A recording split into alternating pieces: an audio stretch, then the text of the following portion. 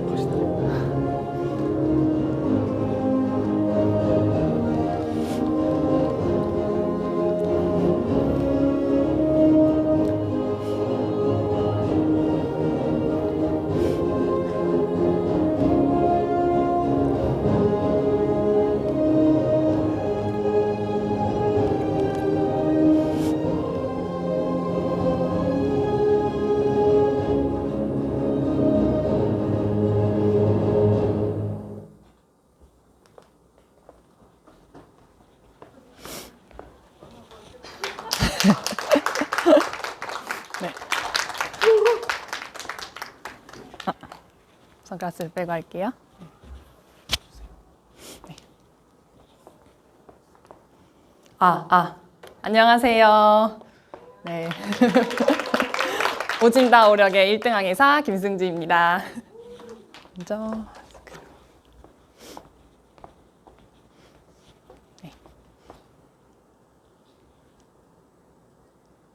네. 저에 대해서 잠시 소개를 하겠습니다. 아까 영상에서도 보셨겠지만 아까 그렇게 커다란 컨테이너선을 운항하고 있는 1등 항해사고요. 네, 저는 해양대학교를 나와서 이제 졸업하고 바로 배를 타기 시작했어요. 3등 항해사부터 시작해서 2등 항해사, 1등 항해사까지 지금은 총 8년 차 배를 탔고요. 10번째 배를 타고 지금은 휴가 상태입니다. 그리고 이제 저서 나는 27 2등 항해사입니다. 그리고 저서 오진다 오력 덕분에 KBS 아침마당이나 아니면 라디오에도 출연을 했고 이번에 여성동아의 4월호에 또 제가 인터뷰를 하게 되는 영광을 얻을 수 있었습니다. 네, 저는 그렇습니다. 네, 8년차 1등 항해사이고 제가 모는 배는 11만 톤의 컨테이너 선이에요. 11만 톤이라 하면 컨테이너를 10,000개 실을 수 있고요. 그 크기는 운동장 4개, 그리고 컨테이너를 세웠을 때 에펠탑이 324m인데 우리 배가 350m니까 좀 더 긴 그렇게 큰 컨테이너를 타고 있습니다. 건물로 따지자면 한 80층 정도 되는 높이예요. 네. 그리고 제가 책을 쓰면서 한번 내가 어느 정도 항해를 했을까, 항해 거리가 어느 정도 됐을까라고 계산을 대략적으로 해보니까 100만 킬로미터 이상이 넘었더라고요. 그래서 이게 지구의 지름이 4만 킬로미터더라고요. 그래서 지구의 지름만 따졌을 때 제가 한 25바퀴에서 30바퀴를 돈 거리더라고요. 네. 그래서 저희가 하는 역할은 선장님을 보좌하고요. 또 갑판부의 장, 아까 그 20명 정도의 선원들이 타고 있는데 그 선원들의 질서나 아니면 기강은 확립하고 또 아까 그 컨테이너가 그 10,000개 정도 되는 컨테이너가 실렸을 때 어디에 실려야 되는지 그런 것들을 제가 적부도를 또 짜서 확인을 하고 또 배가 굉장히 크다 보니까 또 정비를 해야 돼요. 바닷물에 이제 소금기가 철에 닿으면은 녹이 슬기 시작하거든요. 그래서 그 부분들을 이제 선원들과 함께 청락 작업을 하면서 녹을 벗겨내고 페인트 작업을 하고 이런 것도 하고, 네, 뭐 선원들 선내 질서, 위생 점검 이런 것도 하면서 네, 잘 지내고 있습니다. 네, 이렇게 보니까 약간 그런 생각 들지 않아요? 아, 이렇게 앞에 있는 사람은 뭔가 이 8년째 또 배를 탔으니까 꿈이랑 목표가 정해져 있었을 거야. 뭔가 딱 그랬을 것 같아. 이렇게 오래 탔으니까. 어떠세요? 그렇게 생각하세요? 그렇죠. 하지만 저는 꿈이랑 목표가 없었습니다. 네. 오히려 저는 망해서 항해사가 되었습니다. 이게 무슨 말이냐면 저도 보통 사람들과 보통 친구들과 똑같았어요. 그냥 주변에서 공부를 해서 중학교 때 열심히 공부하고 또 고등학교 때도 열심히 공부를 했어요.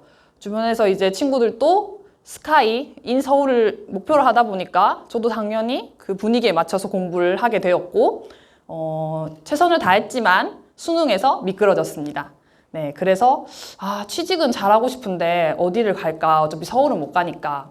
그래서 취직 잘 되는 곳을 찾다 보니까 간호랑 해양이 나왔어요. 그래서 간호사 피를 보는 건 좀 아닌 것 같아. 그럼 그냥 해양대학을 가야지. 또 그때 당시에 저희 오빠야가 기간부 제가 부산 사람입니다, 여러분. 네. 저희 오빠야가 이제 기간부로 또 있었어가지고 이 해양대학이라는 곳은 알게 되었었어요. 그런데 저희 친오빠는 오지 말라고 극구 말렸는데 저는 또 그래도 하고 싶다 해가지고 선택을 하게 됐어요. 그때 당시에 또 드는 생각이 뭔가 주변에서 재수를 권고하기도 했거든요. 성적이 굉장히 좋다가 한 번 미끄러진 건데 다음번에 다시 치는 게 어떠냐 이렇게 말을 했는데 저는 어떤 생각이 들었냐면 나 정말 최선을 다했거든요. 정말 고등학교 기간 내내 저는 공부, 밥, 잠 이 세 가지가 다였어요. 그래서 다시 돌아가더라도 그만큼 할 수 없을 것 같은 거예요. 그래서 지금 이 결과는 그 당시의 운이었고 내가 받아들여야 하는 그 결과였던 거예요. 그래서 저는 한치의 어떤 후회나 어떤 고민 없이 아니야 이거는 그냥 난 진짜 열심히 공부했는데 결과가 이런 거고 받아들여야 해 하고 해양대학교를 선택하게 되었습니다. 네, 그때 당시에도 꿈이 없었어요. 그냥 취직 잘하는 곳에 가야지.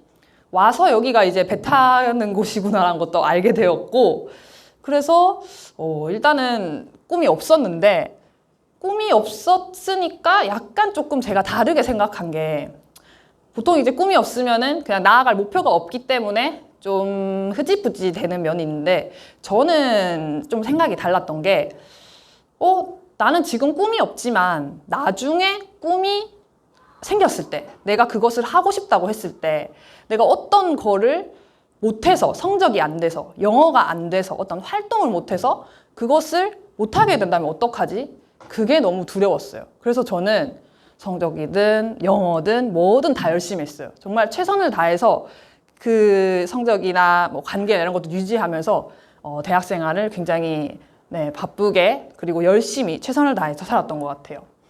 네, 그러다가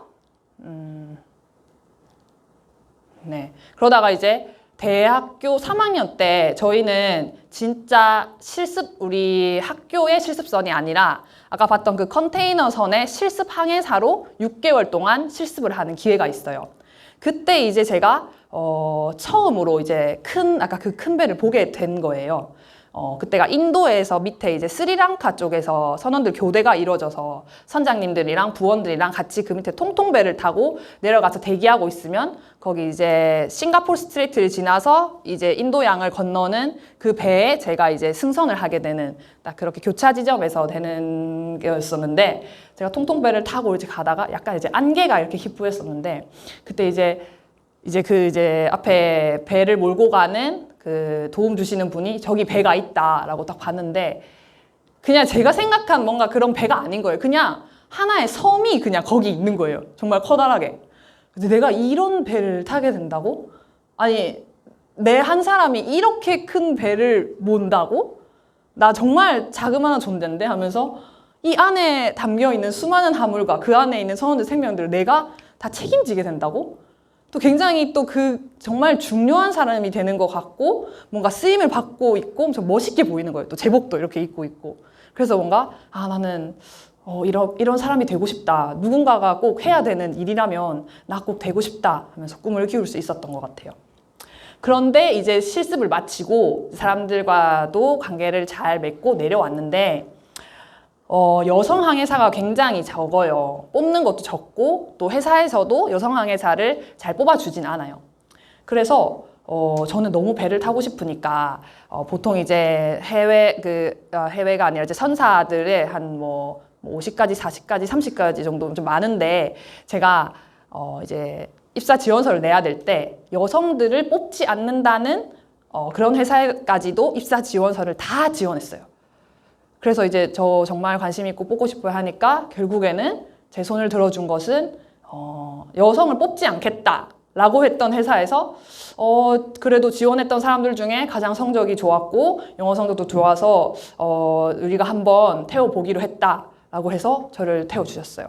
그래서 어떻게 보면 지면으로 보면은 그냥 남성만 뽑은 이런 식으로 돼 있었거든요. 여성은 안 뽑은 이렇게 돼 있었는데 그게 0%의 가능성이었거든요. 근데 한번 내고 나니까 그 사람이 그걸 받은 접수한 사람이 뽑고 안 뽑고 이거는 가능성이 50%로 늘어난 것 같아요. 그러면서 결국에는 100% 진짜 뽑힌 거잖아요. 그래서 저는 이제 그런 생각을 했어요. 아, 사람들이 어떤 해놓은 문구들, 공고들, 그 0%의 가능성? 그거는 그 사람들도 적당한 기준은 해놔야 되니까 만드는 거고, 정말 거기에 발벗고 정말 간절히 원한다면은, 아, 그런 걸 항상 예외 상황은 있고, 못하는 건 없구나, 라는 생각을 하게 됐던 것 같아요. 네. 그러면 이제 제가 이제 다음 에피소드로 이제 배 생활을 조금 얘기를 하고 싶은데, 이 상태에서 얘기하면 여러분이 이 배 안에서 키를 조정했다, 뭐 엔진이 멈췄다, 이런 것들이 잘 감이 안 오실 것 같아요. 그래서 제가 5분짜리 영상을 하나 준비했거든요. 그걸 한번 같이 보면 되겠습니다. 그리고 이제 놀라실 게 지금의 모습과는 좀 다른 사람이 있을 거예요. 저는 배를 타는 순간 항해사로 타는 것이지 여성으로 타진 않기 때문에 좀 다른 사람이 있을 건데 그거는 감안하고 봐주시기 바랍니다.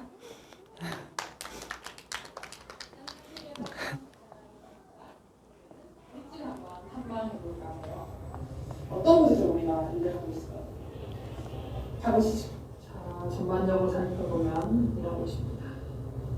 레이더와 에티스가 있습니다. 이걸 보면서 어느 정도 배가 여기 있구나 걸 알 수 있고요.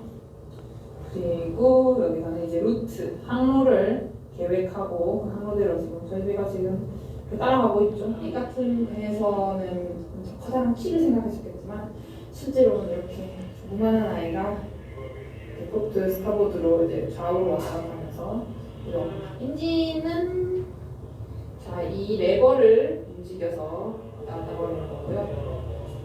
이렇게 스탑하자면 엔진 스탑하는 거고 배가 멈추겠죠? 그런 구조입니다. 자, 그러면 이제 밖으로 나가보도록 하겠습니다. 일단 우리 타수한테 안녕 한번 해주고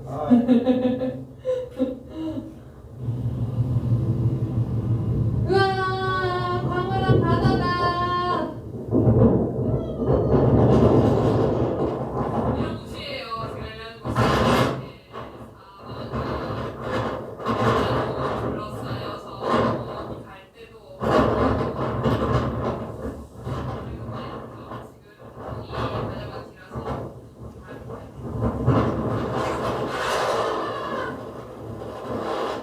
엄마에겐 낯설겠지만 나에겐 이제 집보다 더 익숙한 공간이 내 의무복이야.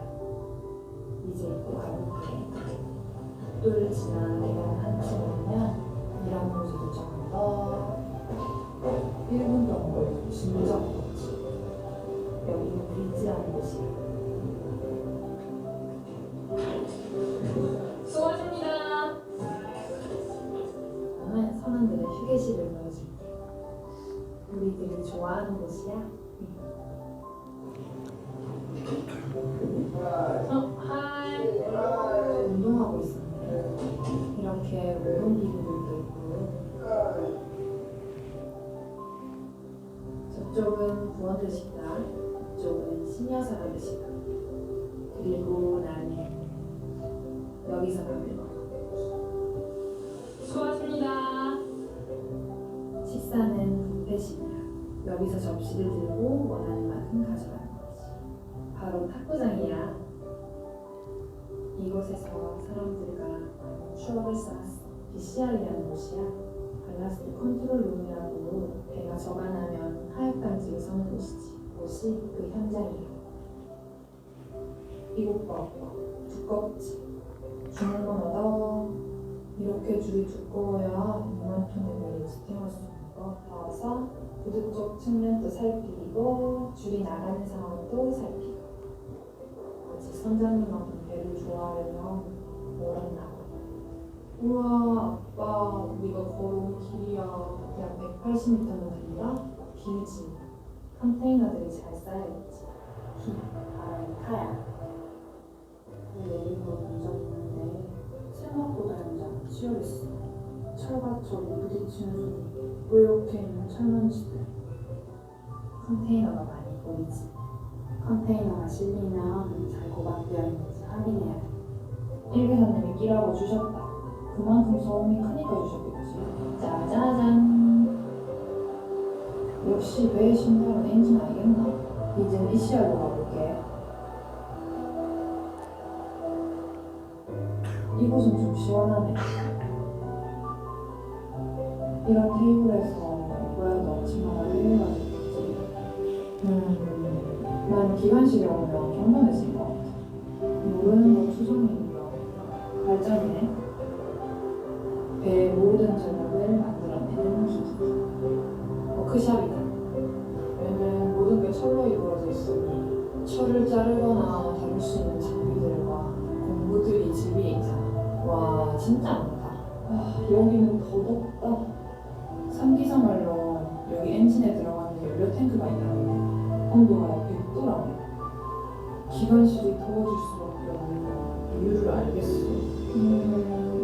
더운 곳에서 일한다고 했을 때 대수롭지 않게 여겼었는데 이렇게 걸어만 다녔는데 땀이 날 정도로 나 연결된 춤을 보여주려고. 엔진이 열심히 움직이는 건 동력을 얻기 위해서고 그 동력은 프로펠러를 통해 실현되지.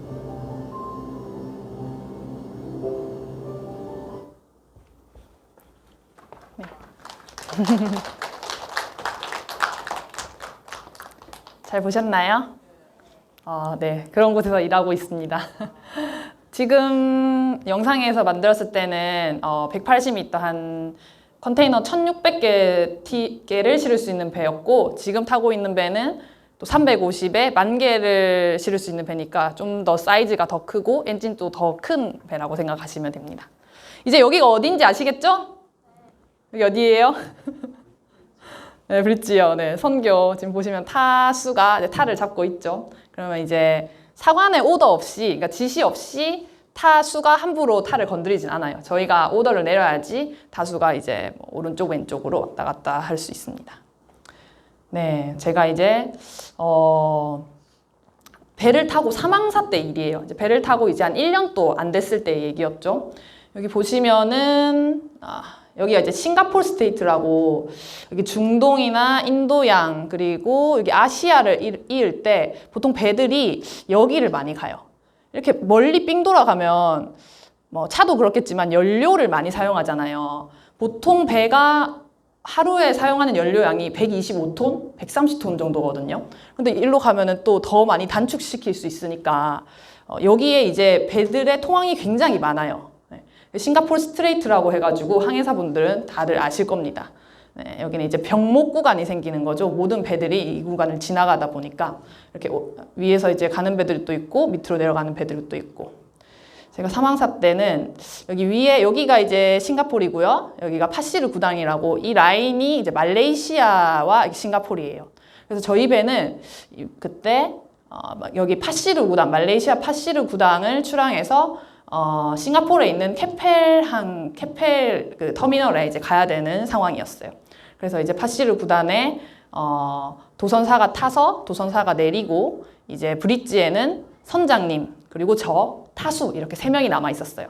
그래서 이제 내려와서 이제 항로를 가다가 이제 여기서 합류를 해야 되는 거죠. 이 대열에 합류를 해서 옆으로 이제 가야 되는데 보통 이제 선장님이 이제 배도 많으니까 다 운항을 하시고 또 이제 항해사는 옆에서 이 뒤에서 따라오는 배, 앞에 가는 배, 목적지가 어디인지 확인하고 속력이 어느 정도 되는지 봐서 우리 배가 그쪽으로 잘 들어갈 수 있도록 보좌를 해주는 역할을 해요. 네. 그래서 이제 저도 이제 그렇게 해야겠다 하고 이제 쌍안경 가지고 앞에 어선이 있는지 열심히 잘 견시하면서 이제 보고 있었죠. 아까 보시다시피 그 바다에는 아무런 도로나 뭐 항로나 뭐 신호등 같은 게 없잖아요. 그런 바다에서 서로 상황을 살피면서 잘 들어가야 되는 거예요. 또 우리 배는 차처럼 스탑을 하면은 바로 스탑하는 게 아니에요. 딱 봐도 이제 관성이란 게 있으니까 바다에서 적어도 한 몇백 미터, 몇 천 미터 정도는 가야지 멈추니까 그런 상황들을 잘 고려해서 들어가야 되는 상황이었어요. 근데 이제 갑자기 이제 딱 이제 틀어야 되는 130도라는 엄청난 각도로 이제 틀어야 되는데 선장님이 저한테 그러는 거예요. 갑자기 뒤에 이렇게 팔짱을 끼고 아까 가시더니 야, 사망사, 네가 뭐라? 그러시고 뒤로 빠지시는 거예요. 어? 내가 얘가 뭘 하라고? 이렇게 하고 있는데 선생님이 하시는 말이 입에랑 입에 이 사이로 일단 들어가는 거 너 한번 해볼래? 그러시는 거예요. 그래서 에? 하면서 이제 막 삐질삐질하면서 선생님 뒤로 빠지셨고 그래서 이제 상황을 보면서 어떡하지? 하다가 일단은 이 스피드로 가면서 이제 꺾어야 될 타이밍이 왔어요. 그러니까 그 타수한테 오더를 내렸죠. 뭐 저는 이제 코스로 내렸어요. 180 하면 타수가 180 sir 혹은 전 여자니까 180 ma'am 이렇게 하거든요. 그리고 점점 조금씩 들었어요. 190도, 190, 200 이렇게 해가지고 이 코스를 점점 맞춰가고 있었어요. 근데 거기에 뒤에 있던 배가 저희를 부르더라고요. 그때 이제 저희는 뭐 KMTC 포트켈랑인데 KMTC 포트켈랑, What's your intention? 당연히 영어로 알겠죠. 국제니까. 너의 의도가 뭐냐? 묻더라고요. 그래서 뭐야 딱 보면 모르나? 지금 이렇게 사이로 들어가고 있는데 이 앞에 있는 배에 지금 따라서 들어가고 있다. 그걸 설명하면서도 이제 타수한테 이제 긴장하면서 계속해서 이게 앞으로 맞춰가고 있었어요. 그래서 여차저차 해서 잘 들어왔어요. 그래서 이제 저는 막 하면서 뒤에 이제 선장님 여기 딱 하고 있다가 저한테 딱 오시더라고요. 그래서 딱 했던 말이 처음 딱 했던 말이 잘했다 이러면서 치는 거예요. 제가 봤을 땐 약간 엉망이고 막 흐지부지하고 막 이거 할 때도 영어도 잘 못하고 막 못 알아듣니까 막 펄든 하면서 이렇게 했는데 선생님이 그냥 그걸 다 지켜보고 있다가 잘했다. 내가 지금 시킨 대로 너는 그냥 이 코스에 들어오지 않았느냐 라고 얘기를 하면서 그런데 너가 여기서 이 뒷배가 너를 불렀던 이유가 뭐라고 생각하니? 하면서 얘기하면서 이럴 때는 뭐 타를 각도로 주는 게 아니라 아예 차로 치자면 핸들을 아예 5도로 돌려놓으면 차가 계속 돌잖아요. 그런 식으로 배에서도 그런 식으로 하는 게 더 빠르고 더 빠르게 돌 수 있고 그리고 앞으로 따라가는 배의 뒷공무니를 보고 해야 되는데 너가 거기에 맞추지 않아서 뒷배가 너가 어디로 가는지 파악을 못해서 그런 것이다 하면서 저한테 엄청 친절하게 설명을 이렇게 다 해주셨더라고요. 그래서 선장님이 그렇게 해주시니까 그런 생각이 들었어요. 남들이 뭔가 아주 평균적으로 가는 길 내가 한 게 그냥 가는 건 맞아요. 우리의 목표는 어차피 말레이시아 나와서 그 코스를 틀어서 싱가포르에 가는 건데 그냥 이렇게 내디디면 되는 거구나. 만약에 그때 선장님이 갑자기 보면서 야 상상 너 지금 뭐 하는 거야? 누가 이렇게 오더를 내리래? 너 제대로 못 배웠어? 내가 할게 나와! 이랬으면 전 어땠을까요? 그 다음에 항해를 할 때 어떡하지? 또 선장님 또 뭐라 하실 건데 지금도 한 번씩 보면은 사망사가 선 한 척이 있는데 오른쪽으로 갈지 왼쪽으로 갈지를 선장님이 또 뭐라 하실까봐 제대로 그 결정을 못 내리는 경우가 있어요. 근데 저는 처음에 그 선장님을 만나셨고 잘했다. 너가 하는 것도 정답이야. 하지만 이런 길도 있어. 라는 걸 말씀해 주시니까 내가 하는 게 맞구나. 근데 이렇게 했을 때 조금 더 잘 할 수 있는 거구나 하면서 내가 가는 길에 자신감을 가지고 항해를 또 어떻게 보면 인생 또 항해란 말이 있잖아요. 그렇게 접목을 하면서 잘 살아나갈 수 있었던 것 같아요. 선생님 덕분에. 네, 그리고 이거는 아까 영상에도 보셨겠지만 우리 항해사 하면 사람들이 또 많이 떠오르잖아요. 바다가 태풍 만나면 어떡해요? 막 이런 걱정 많이 하시잖아요. 맞아요. 저도 당연히 8년째 배를 타면서 날씨가 안 좋았던 태평양 그리고 대서양을 경험한 적이 있습니다. 그럴 때면 이 강도가 비교를 하자면 육상에서 지진의 강도가 있다면 8도 이상인 것 같아요. 왜냐면 좌우로 흔들리고 이게 거의 많이 흔들릴 때는 15도의 각도로 흔들리거든요. 그게 조그만한 게 15도 각도라지만 정말 커다란 350m 되는 배가 15도 각도면 정말 많이 움직이는 거예요. 네. 그리고 그 상황에서 파도가 이렇게 유연하게 막 5m, 7m의 파도를 만나더라도 이렇게 치는 게 아니라 전 보시다시피 한쪽을 통해서 계속 이렇게 우리를 쳐요. 그러면은 이렇게 서 있다가 막 이런 식으로 하는 게 아니라 그냥 이렇게 날아가는 거예요. 계속 쳐요, 이렇게. 이런 식으로 계속 이 황천항해를 맞이하고 있는 거예요, 저희들은. 그럼 이때 배가 좌우로 흔들리고 방 안에 있던 냉장고 다 열리고 서랍 열리고 위에 올려놨고 다 떨어진 상태에서 어차피 올라봤자 다음에 또 떨어질 것 때문에 저희는 그냥 계속 놔둬놓고 이게 잠잠할 때까지 그냥 정리를 하진 않아요. 그게 다 풀리고 나서 해야지. 또 위험할 수도 있고 괜히 안 잡고 있었다가. 그럼 이런 상황에서 저는 뭘 해야 될까요? 뭘 할 수 있을까요? 이런 상황에서. 바다가 이렇게 성나 있는 상황에서. 저희가 할 수 있는 건 아무것도 없어요. 네, 기도하고 그냥 내가 자꾸 이 손잡이 잡는 곳을요 그냥 계속 붙잡고 제발 아무 일 없기를 이거밖에 없는 것 같아요. 정말 이 대자연 속에 이 아무리 큰 배라고 하더라고요 종이장에 불과해요. 그냥 바다가 삼켜버리면 그냥 삼키는 그리고 아주 조용히 사라져버릴 존재에 정말 불과하더라고요. 네. 그러면서 또 제가 들었던 생각은 제가 그때 막 너무 무서워가지고 라이프 자켓 그 구명조끼도 막 들고 보온복도 들고 제발 무사히 넘어가 주세요 이렇게 계속 기도를 했었거든요. 근데 그렇게 간절히 기도를 하니까 그런 생각이 들었어요. 자연인 뭔가 정말 간절히 바라고 절실한 사람한테는 흔들지언정 못 가게 막지는 않더라고요. 그런 경험들을 계속 했던 것 같아요. 계속 황천하를 경험해서 이번엔 나 진짜 죽을 수도 있겠다. 나래도 바다에서 가라앉을 수도 있겠다. 하지만 또 어느샌가 이렇게 햇살을 정말 아름답지 않아요? 이런 바다들을 많이 보여줬거든요. 네. 네. 그리고 이거는 지금 아무것도 안 보이실 거예요. 잘 여기 이게 달인데 맞아요. 그런 의도로 만들어 놓은 거예요. 여기 지금 배가 있고, 네. 이게 지금 달이고 보이지 않죠? 네. 자. 저희가 밤땅직을 설 때 이렇게 어두운 곳에 가면 저희가 이 어두운 곳을 잘 보기 위해서는 어떻게 해야 될까요? 그쵸? 눈을 감고 어두워지면 돼요. 눈을 뜨면 그 어둠에 눈이 익숙해지기 때문에 같이 어두워지는 거죠. 네, 좋습니다. 조명. 네. 이런 상황에서 당직을 서요. 아무것도 보이지 않는 깜깜한 상황에서. 제가 2등항에서 할 때 당직 시간이 00시부터 04시였거든요. 그러면은 요런 상황, 여긴 지금 또 달이 있어서 밝은 거지 달도 아무것도 없고 구름이 낀 날이면 아무것도 보이지 않는 상황에서 레이더를 보고 대서양 혹은 뭐 아주 넓은 바다를 건너는 망망대해를 건너는 거예요. 이렇게 있을 때 무슨 생각이 들 것 같아요? 4시간 동안 당직을 서면서 매일 어떤 생각이 들까요? 무섭다. 맞아요. 처음에 그런 생각도 많이 들었어요.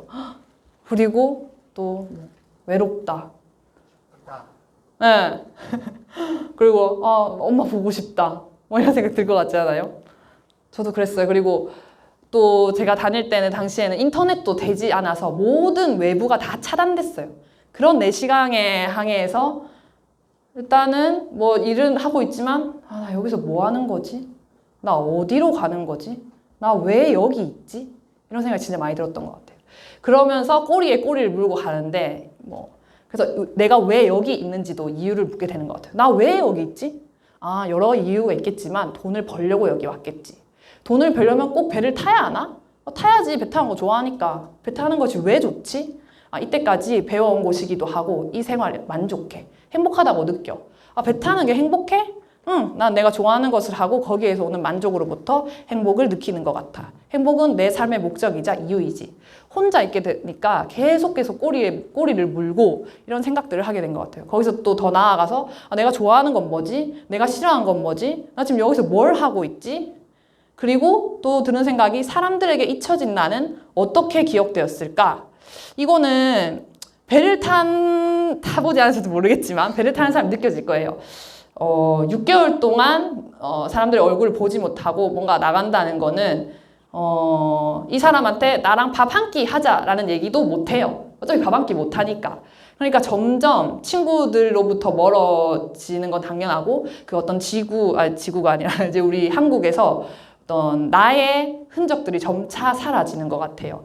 그럴 때 나는 사람들한테 잊혀졌는데 난 어떻게 기억되었지? 하물며 가족들도 저를 잊어요. 그래서 나중에 제가 몇 개월 배 탔다 하면 벌써 그렇게 됐어? 그리고 내 방 보면은 다 창고로, 그러니까 이제 엄마 쌀 놔두고 이런 데로 바뀌어 있고 이렇게 되거든요. 네. 그러고 이제 어떤 사람이 되고 싶지? 그래서 아까 이제 처음에 유현정 작가님이 이제 죽음에 대해서 정말 잘 강의해 주셨는데 저도 이때 죽음에 대해서 생각을 하게 됐어요. 저는 제가 죽었다고 생각했어요. 이게 죽음이 그런 죽음도 실제로 죽는 것도 있지만 배 타면서 아까 황천항해를 겪으면서 진짜 죽겠구나 이런 생각을 할 때도 있지만 사람들에게 잊혀지는 것도 죽음이라고 생각해요. 그냥 아무도 나를 기억해주지 않고 아무도 나를 찾아주지를 않아요. 네. 그런 상황에서 나는 여기서 바다에 지금 달려서 떨어진다고 한들 누가 나를 알아주지? 이런 생각도 정말 많이 하게 되었고, 네, 그래서 뭔가 죽음은 뭔가 내가 만들어 놓은 어떤 물 웅덩이가 있다고 치고 저는 그 사이를 그냥 걸어 다니고 있을 뿐 내일 죽어도 이상하지 않을. 그리고 저는 항상 배를 탈 때 죽음을 담보로 배를 탄다고 생각하거든요. 네. 그렇습니다. 그래서 이제 그러다가 이제 항구에 접안해서 사람들한테 얘들아 안녕 뭐 휴가가 돼서 인사를 건넸을 때 승주다. 그러면서 그들이 나를 어떻게 생각하고 있을까 이런 것도 약간 좀 생각을 하게 되더라고요. 왜냐하면 나는 내가 사라진 한국을 봤으니까 내가 없으면 저렇게 돌아가는구나. 세상은 정말 아무런 일도 일어나지 않고 나라는 사람이 없었다는 거 흔적조차 없이 아주 잘 굴러가겠구나. 이런 생각을 하게 되면서 그러면서 또 글을 쓰게 된 게 있죠. 글을 쓰면서 내가 살아있음을 느끼고 나도 희노애락을 느끼는 한 인간이고 네. 그랬습니다. 이런 마음가짐을 가지고 이제 휴가가 되었어요. 저는 어땠을까요? 이런 마음가짐. 이렇게 풍파를 다 겪고 나 빨리 뭔가 여기서는 뭔가 잊혀진 사람이야. 뭔가 내 인생의 시계가 멈춘 사람이야 라는 생각이 드는데 휴가가 왔어요. 2, 3개월 되는 휴가인데 그래서 저는 실패도 시간이 있어야 할 수 있다. 시간의 소중함을 깨달았던 것 같아요. 남들은 야, 나 누구랑 뭐 소개팅 했는데 안 좋아. 뭐 별론 것 같아. 아니면 나 이거 시도해봤는데 실패했어. 근데 저는 그 실패를 했던 그 경험마저도 너무 값지다 생각하는 거예요. 나는 못하는데, 나는 안 해봐서 그게 나한테 맞는지도 모르는데, 저 친구는 그런 걸 이미 시도를 해보고, 아닌 걸 알았구나. 오히려 저는 그런 시간이 굉장히, 좋은 거구나. 감사해야 되는 거구나. 이런 생각을 했던 것 같아요. 그리고 또, 제가 지금 이제 2023년이고 오늘이 4월 1일이잖아요. 근데 앞에 계신 여러분들은 2023년이 1분기 지났고 한 8개월 남았네. 아직 2023년이 좀 많이 남았어. 하지만 저는 이제 6월 달에 배를 타러 가면 2개월밖에 없어요. 그럼 저한테 2023년은 2개월밖에 없고 배를 타러 나가면 또 32이 돼 있는 거예요. 그러니까 저는 이 기간이 너무너무나 소중하고 이 두 발을 땅에 디딘 자체만으로 너무 행복하고 너무너무 이 모든 것들의 의미를 되새기면서 더 성실하고 도전을 하게 되는 것 같아요. 그래서 이제 제가 한 도전들이 책을 쓰는 것도 하나의 도전이었고요. 이제 또 1급 면장, 영어로 치자면 마스터스 서티피케이트가 나왔어요. 그래서 이것도 이제 세월호가 터지고 나서 면접이 굉장히 힘들어졌거든요. 그 합격률이 10%일 때도 있었고 그런데 이제 제가 그걸 합격을 해서 이제 선장이 될 수 있는 자격증도 지금 얻었고요. 그 다음에 또 시도 쓰기도 했고 외로움을 주체할 수 없어서 시도 썼고요.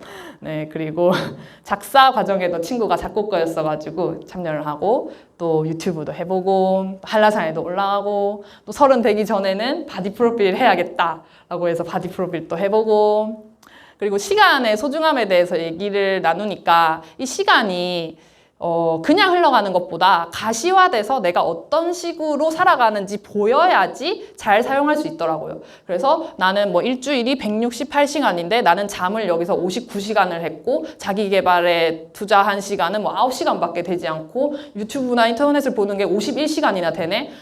이것만으로도 그걸 통계낸 것만으로도 내가 시간을 좀 잘 못 보내고 있구나. 다음에는 자기 개발하는 시간을 좀 더 늘려봐야지. 9시간에서 그래도 한 10시간은 채워봐야지. 이런 식으로 하면서 좀 더 적극적으로 살게 됐던 것 같아요. 그러면서 이제 438이라고 4시 38분에 일어나는 모임에도 참여해서 일어나서 사람들한테 인사하고 또 이제 제가 하고 싶은 목표 같은 것도 적어서 하루하루 이제 이렇게 했는지 안 했는지 체크리스트도 만들어 갔었어요. 네. 그리고 이제 첫 번째 책이 나왔고 사람들에게 질문을 많이 받았어요. 항해사가 되려면 어떤 능력을 키워야 되나요? 그런데 저는 딱히 능력을 키운 게 없거든요. 그냥 대학교를 졸업했고 그냥 한 거예요. 근데 사람들이 자꾸 왠지 정신력이 엄청 강할 것 같아요. 체력이 엄청 강할 것 같아요. 그렇게 얘기를 하다 보니까 나도 이제 후배들에게 뭔가 도움이 되는 글을 쓰고 싶어서 한번 써보자 해서 이제 5가지의 능력으로 간추렸어요. 정신력, 체력, 사교력, 담력, 지구력 이렇게 5가지가 있으면은 항해사가 되는데 도움이 되겠다. 하지만 쓰면서 보니까 이게 비담 항해사뿐만 아니라 모든 사람들에게 도움이 되겠다 싶어서 오진다 오력이라는 책이 나오게 되었습니다. 네, 정신력. 그쵸. 정신력이 강하기 때문에 학교에서도 저희에게 키우면서, 이제 교육을 하면서 군대 생활을 강조했었던 이유, 힘든 훈련을 주면서 우리의 정신력을 키웠던 게 배가 얼마나 고립되고 힘든 곳이 알기 때문에 대학교에서도 이제 기숙사 생활에 아침에 구보를 뛰고 군대 생활을 했던 것 같아요. 근데 이제 약간 조금 제가 봐도 좀 신기했던 게 만약에 배를 탔는데 정말 배는 사람이 다 해요.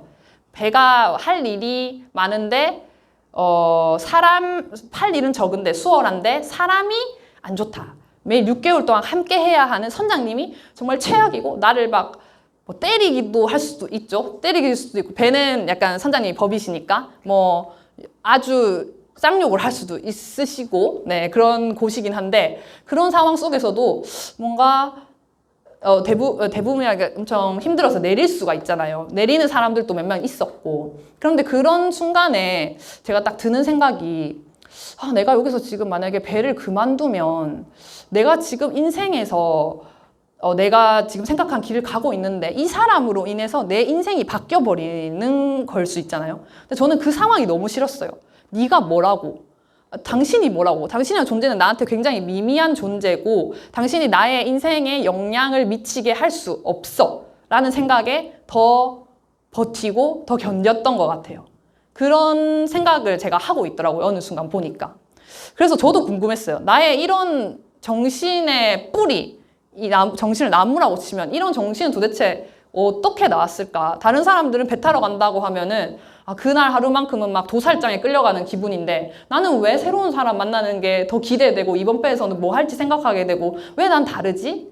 라고 생각했을 때 제가 이제 책에서는 굉장히 많은 부분들을 강조를 했었는데 지금은 이제 이 뿌리 부분, 뿌리를 한번 얘기를 해볼게요. 저는 뿌리를 비전이라고 생각해요. 비전이 뭐예요? 굉장히 어렵죠. 비전은 말 그대로 텔레비전, 비전, 눈에 보이는 것. 그래서 이 뿌리를 눈에 보이게 만드는 거예요. 보는 것은 2가지로 나눌 수 있는 건데요. 내가 이루고 싶은 것과 이룬 것으로 되고 싶은 것. 내가 이루고 싶은 건 목표라고 하면 돼요. 그냥 눈에 딱 보이는 거. 나 3등 항해사니까 2등 항해사가 될래. 나 2등 항해사 했으니까 1등 항해사 될래. 나 면장은 따고 싶어. 해기사 1급 면장은 딸래. 이렇게 눈에 보이는 거고요.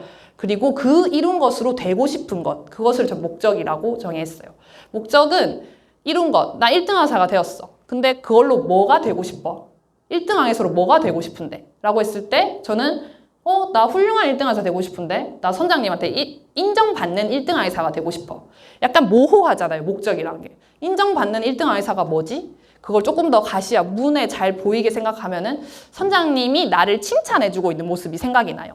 그럼 선장님한테 인정을 받으면은 내가 생각한 인정받는 1등 항해사가 아닐까? 그럼 선장님이 어떤 1등 항해사를 좋아할까? 그럼 나는 선장님을 걱정시키지 않는 1등 항해사.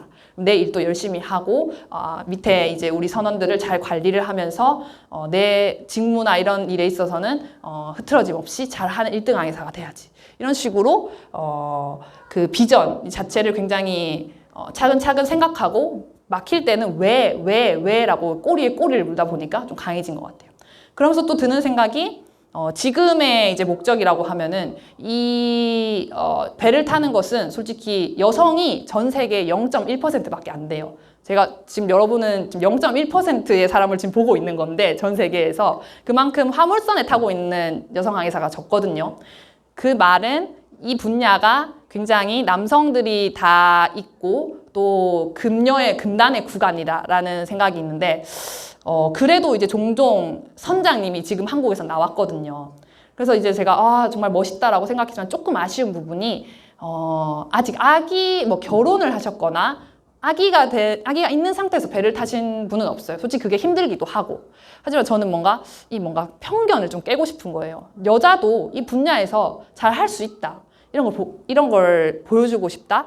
그래서 나는 사랑하는 사람과 결혼도 하고 그리고 아이도 낳고 애 엄마 선장이 되고 싶다.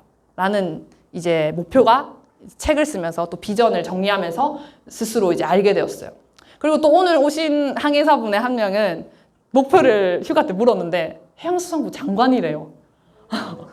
그래서 그러면 그 해양수산부 장관이 돼서 되고 싶은 거는 하니까 나 한국의 해운 분야를 영국처럼 만들고 싶어. 이렇게 딱 얘기를 하더라고요. 뭔가 그려지지 않나요? 이 사람이 배를 타면서 이 가는 그 과정이라는 사실, 그리고 그런 숱한 어려움을 겪었지만 이 사람이 계속 배를 탈 수 있게 하는 원동력이 다 이런 것이 아닐까 하는 생각을 했습니다. 네, 그리고 또 배 타면서 체력을 빼놓을 수 없죠.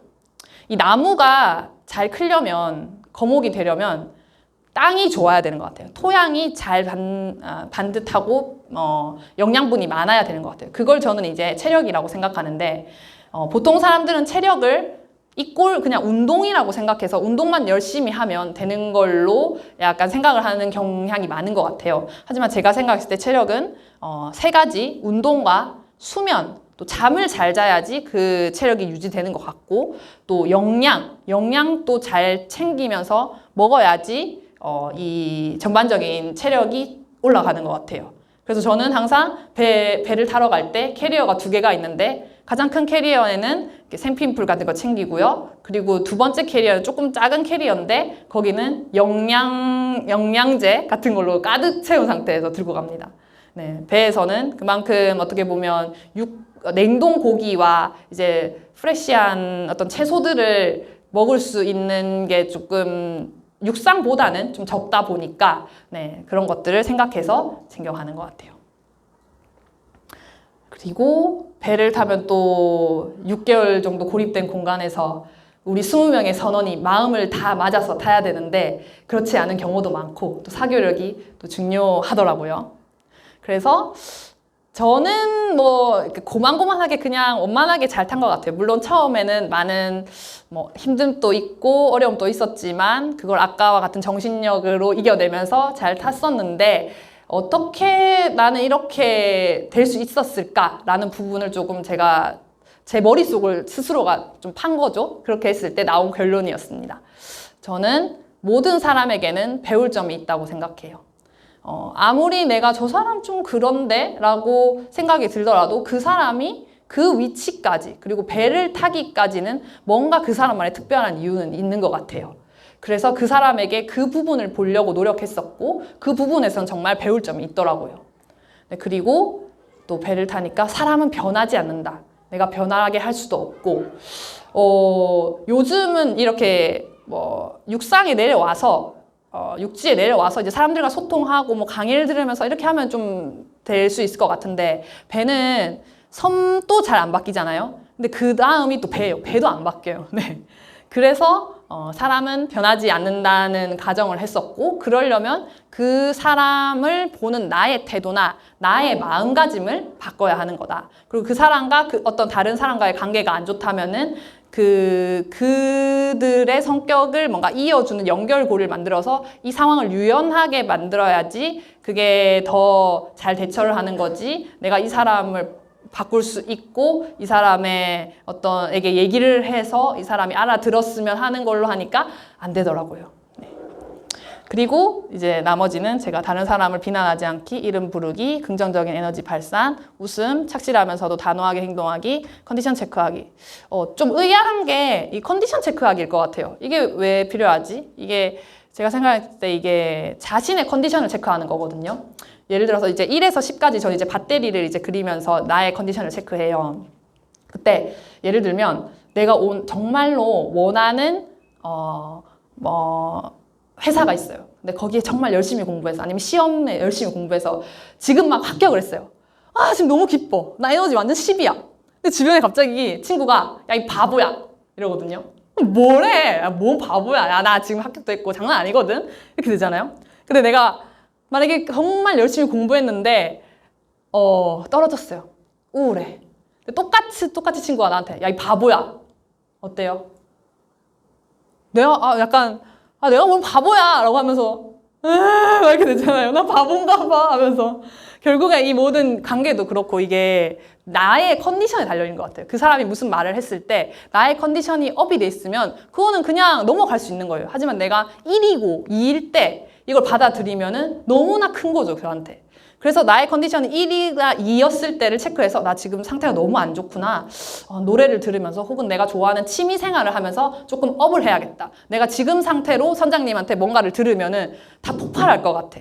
정말 관계가 안 좋아질 것 같아 하면서 이제 그런 식으로 나의 마음을 좀 가다듬으면서 내가 좋아하는 걸 하면서 한 3으로 만들어 놓으면 선장님이 뭐라고 하셨을 때 아니면 밑에 부원들이 뭐라고 하셨을 때 그 에너지가 한 2 정도로 깎이면서 그래도 0은 아니잖아요. 0이가 됐다는 건 이제 진짜 폭발을 하고 주체할 수 없을 정도의 단어가 오가고 이런 상태를 생각했을 때. 네, 그래서 컨디션 체크가 중요한 것 같아요.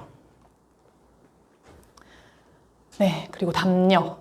요거는 담력을 넣은 이유는 저는 이게 인생에서의 담력과 현장에서의 담력 두 가지를 설명했었는데 요건 그냥 현장에서의 담력만 설명을 한다면 배가 굉장히 크고 저는 성격이 굉장히 우유부단했어요.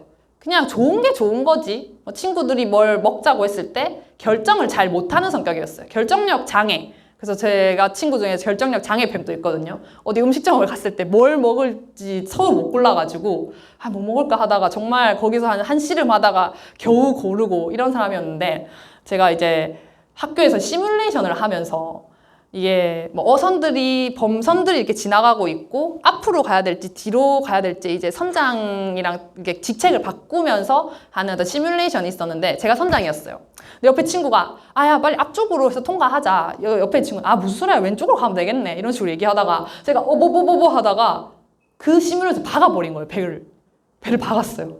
그래서 진짜 그냥 시뮬레이션이었지만 엄청난 충격이었거든요. 아까 그 커다란 배가 어떤 다른 범선이나 어선이나 부딪히셨을 때를 생각해 보세요. 솔직히 뭐 상선은 뭐 그렇다고 쳐도 어선들은 박살이 나거나 인명피해도 날 수 있는 상황이기 때문에 그런 걸 생각했을 때 배를 타는 직업은 그렇게 결정도 잘해야 되고 뭔가 우리가 다루는 어떤 단위들이 굉장히 크기 때문에 이런 거를 좀 키워줘야 될 필요가 있다. 그런 거에 대해서 설명을 했으며 네, 또 이제 인생에 대한 담력은 또 낯선 시도를 통해서 이 담을 넘는 힘을 키울 수 있다는 걸 책에다가 굉장히 잘 설명을 해놨어요. 책을 보시면 될 것 같고요. 그리고 지구력. 제가 이 챕터를 쓰다가 한번 싹 바꿨어요. 왜냐면 난 정신력이 강하니까 남들보다 정신력이 뛰어나기 때문에 나 의지만 있으면 다 할 수 있어. 이렇게 생각했던 것 같아요. 하지만 그렇지 않더라고요. 이거 제가 그린 그림이거든요. 책에 있는 그림 다 제가 그린 거예요. 네.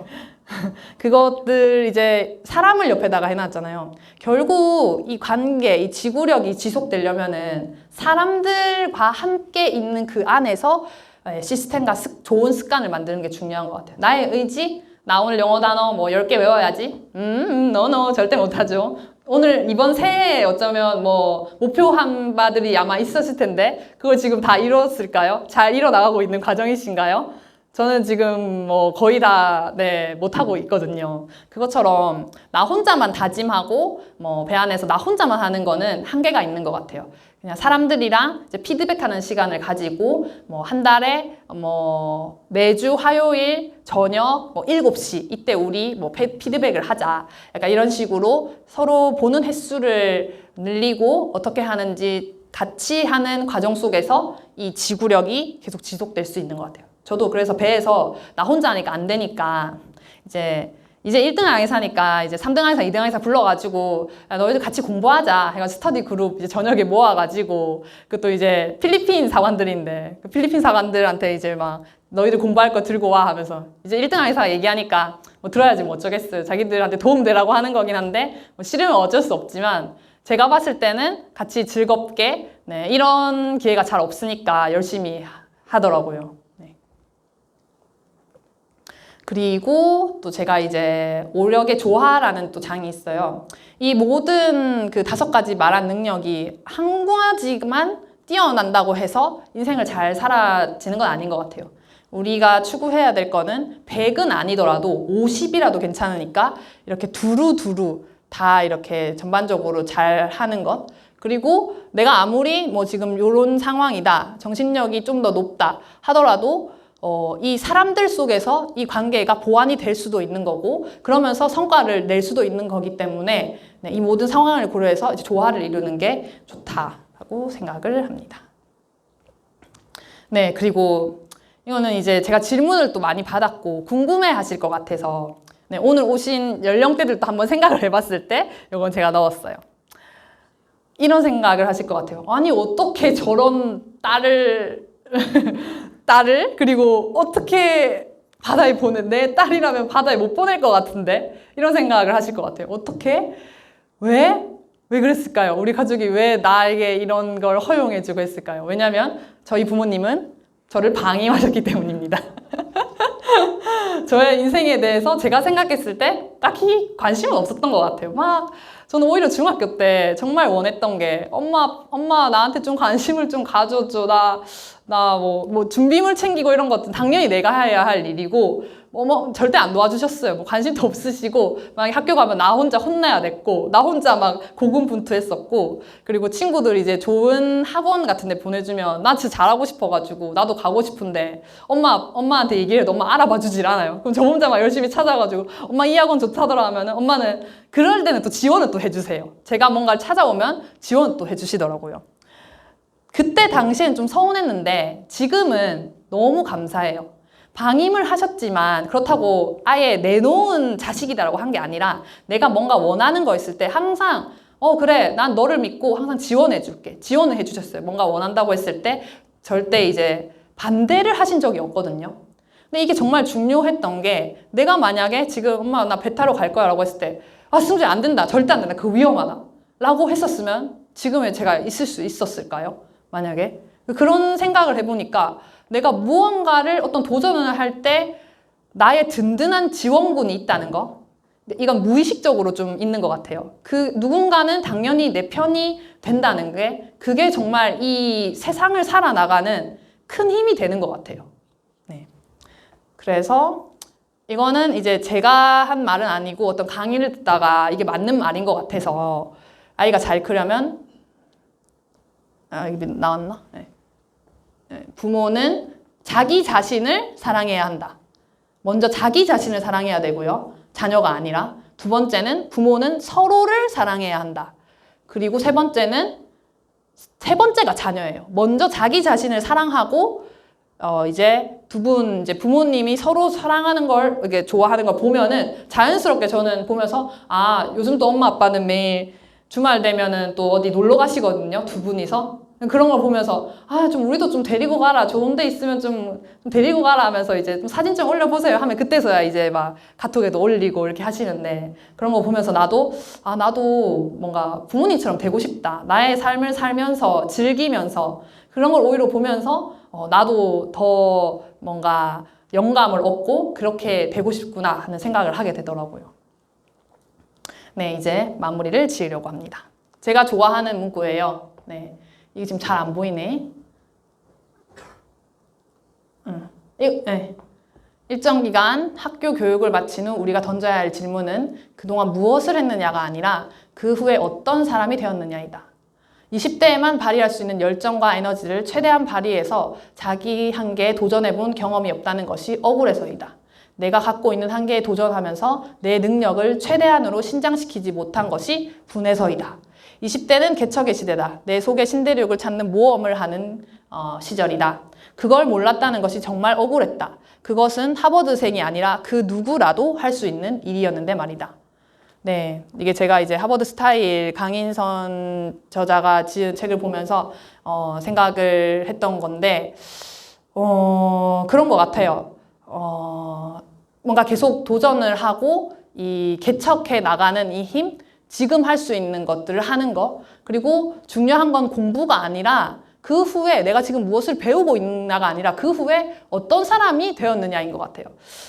저는 사실 바다를 항해하면서 그리고 대자연과 많이 싸웠어요.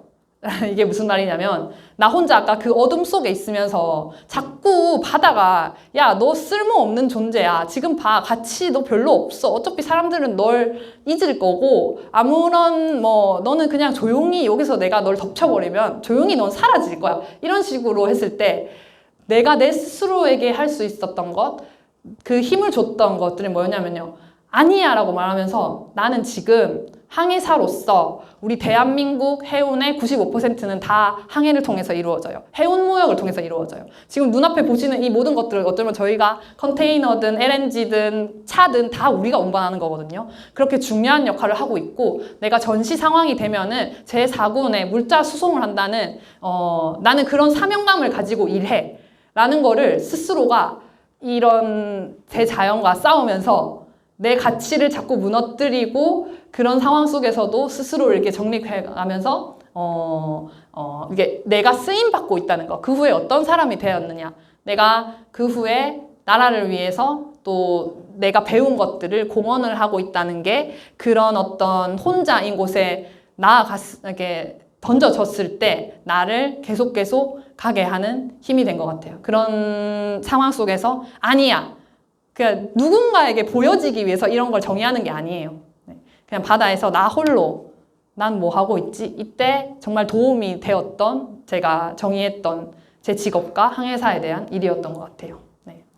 그리고 지금 이렇게 말 들어보면은 정말 저 사람은 뭔가 특별한 것 같아. 뭔가 나랑은 좀 다른 것 같아. 이런 생각을 하실까봐 그런데 어떻게 보면 저 진짜 평범해요. 왠지 알아요? 저는 해양대학교를 왔잖아요. 그럼 해양대학교 발을 들이고 나서 그냥 거기서 짜여진 루트대로 간 거예요. 어떻게 보면 저는 입사를 하고 계속 그냥 간 사람인 거예요. 더 대단한 사람은 오히려 퇴사를 한 사람 아닐까요? 그 용기가 좀 더 대단한 거 아닐까요? 저는 그렇게 생각하거든요. 저는 그냥 나름 그냥 최선을 다해서 그 길을 갔을 뿐인데 그곳에서 내가 좋아하는 걸 찾았고 내가 그곳에서 의미를 발견했을 뿐인 것 같아요. 그래서 이번에 뭐 대학교의 모교에서도 또 특강을 했는데 이런 질문을 하더라고요. 항해사님은 항해사가 안 되었으면 뭘 했을 것 같아요? 무슨 직업을 했을 것 같아요? 이렇게 묻더라고요. 그래서 제가 얘기를 했어요. 나는 항해사가 되지 않았다면 뭐 일단은 그래도 난 남들이 하지 않는 길을 가는 걸 좋아하기 때문에 그 길을 가긴 갔을 거야. 하지만 너와 나는 만났을 거야. 왜냐면 나는 글 쓰는 걸 좋아하고 이렇게 내가 가진 지식들을 나누고 그리고 남들이 행복해하는 과정 속에서도 내가 정말 진심으로 행복하는 걸 알았기 때문에 또 그 직업 속에서도 글을 썼을 거고 이렇게 너와 이렇게 인연을 맺을 수 있을 거다라고 얘기하거든요. 그래서 저는 막 특별하다고 생각하지 마시고요. 이제 비즈인큐의 목적처럼 저는 보통의 사람이고 그냥 꾸준히 내 일을 했을 뿐이고 또 내 일에서 의미를 찾고 그냥 사랑을 했을 뿐이에요. 네. 그래서 모두들 다 할 수 있다고 생각을 합니다. 네. 이상입니다. 네.